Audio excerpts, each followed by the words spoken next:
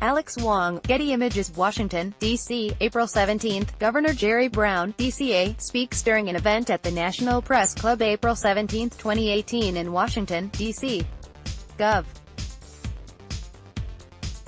Brown participated in a National Press Club newsmaker program to answer questions from members of the media.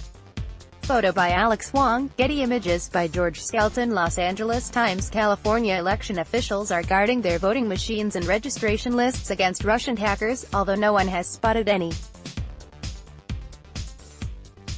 I operate under the assumption that hacking is actually happening and California is a target, Secretary of State Alex Padilla says. This year, there's a big focus on several congressional races that could determine the House majority. The stakes in California have national implications. Ad choice advertising and red invented by Teeds. But would the Russians actually try to change election outcomes? I have no doubt that if they could, they would, says Padilla, a Democrat who's heavily favored to win re-election in November.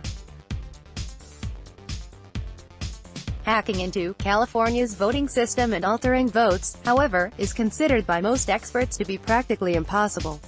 That's because voting machines aren't hooked up to the internet. State law forbids it. A hacker might attack one machine but couldn't reach into the entire vote-collecting system. We invited the Department of Homeland Security to try to hack into our system, says Joe Holland, Santa Barbara County's recorder assessor and president of the State Association of Election Officials. They stayed 5 days, and couldn't do it. Voter registration lists are different, however. People are registered online. Records are connected to the internet. And hackers could break into those, says Matt Bishop, a UC Davis computer science professor. They could create chaos by disenfranchising voters, get editorials, opinion columns, letters to the editor and more in your inbox weekday mornings. Sign up for the opinion newsletter. Why would Russians want to do that? To tick off Americans and undermine the credibility of U.S. elections, to further divide us and exacerbate political polarization. This was their goal in interfering with the 2016 presidential election, that and helping President Trump beat Hillary Clinton, who really irked Russian President Vladimir Putin. Fomenting discord also was achieved by spreading false information, fake news, on social media, including Twitter and Facebook. Like what? Everything from directing people to the wrong polling places. That happens, Padilla says. And there's the age-old tactic of trying to tell voters that the election is on a different date. 2 years ago, they were saying that provisional ballots aren't counted.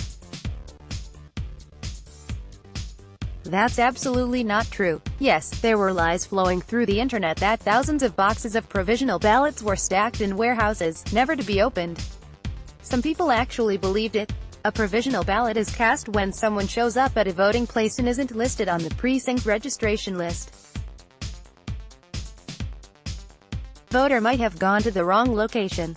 Rather than send the person packing, a provisional ballot is handed out. And the voter is checked out later.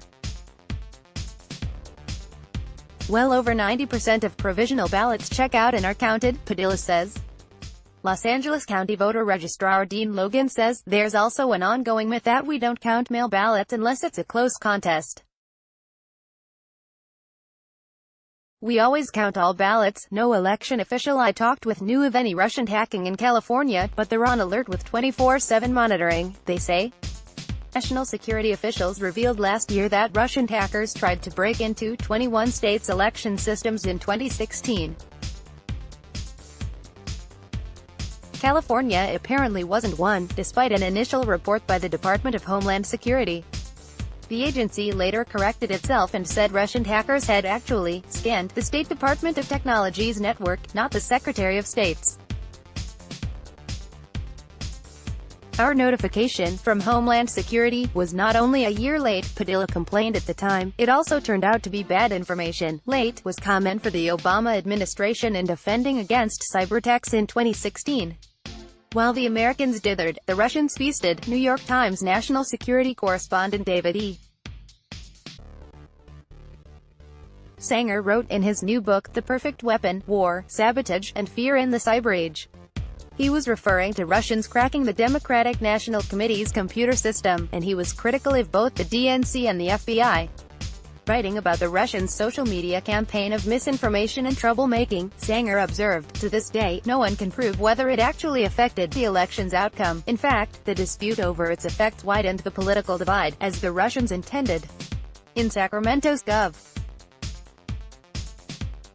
Jerry Brown in the legislature recently appropriated $134 million to upgrade county voting systems and defend them against hackers.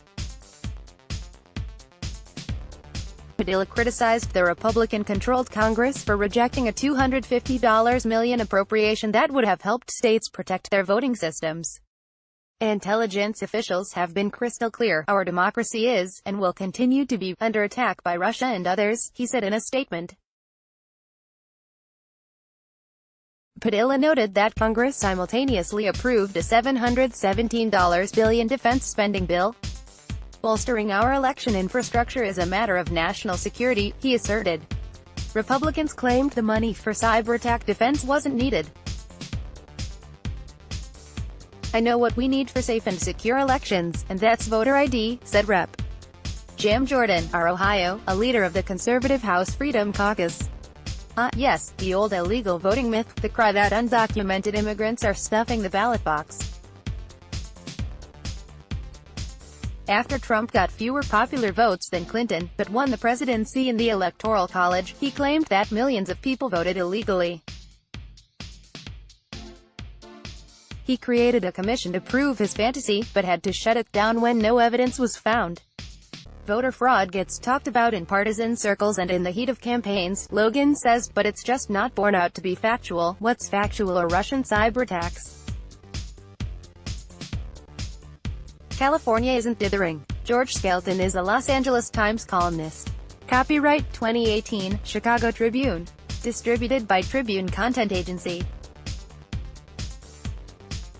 80 Quality Auto 360p 720p 1080p. You might also like Najib denies he called National Security Council. Straits Times Football. Unhappy Paul Pogba agrees to join Barcelona. Print edition. Doing this before bed could help your hair growth. HealthierPatriot.com. Singapore chiropractors shocked. This device, Back Hero 25 cat breeds with the friendliest personalities. www.familyminded.com. Act now in reverse pre-diabetes.